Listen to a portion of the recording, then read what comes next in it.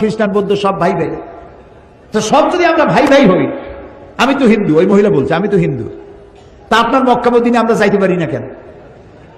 এটা কঠিন প্রশ্ন। আমি চিন্তা করলাম কি জবাব দেয়। আমার কাছেও জবাব আছে, কিন্তু উনি কি বলেন সেটা শোনা দরকার। উনি জবাব দিলেন, বোন আপনার বাড়ি কই? কই তো ইন্ডিয়ায়। জন্মস্থান কোথায়? এখানে। আমার জন্মস্থান এখানে।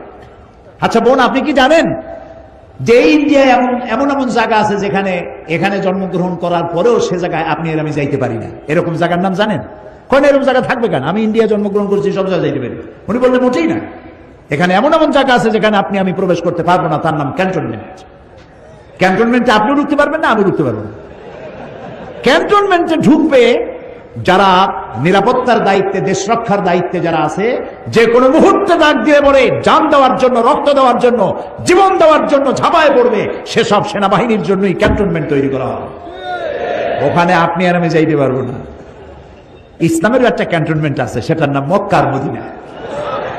ওইখানে ওই সব লোকেরাই যেতে পারে যারা আল্লাহর জন্য জান দিতে পারে, মাল দিতে পারে, রক্ত দিতে পারে। প্রিয় বোন, আপনিও যেতে পারবেন। আপনার পাসপোর্টে একটা ভিসা লাগান, ভিসার নাম লা ইলাহা ইল্লাল্লাহু মুহাম্মাদুর রাসূলুল্লাহ। কালকে আপনি মক্কা মদিনা চলে যান। কি সুন্দর জবাব! আমার খালি দোয়াই আসলো যে আল্লাহ তাআলা কি ব্রেন তুমি তাকে দিয়েছো, সুবহানাল্লাহ।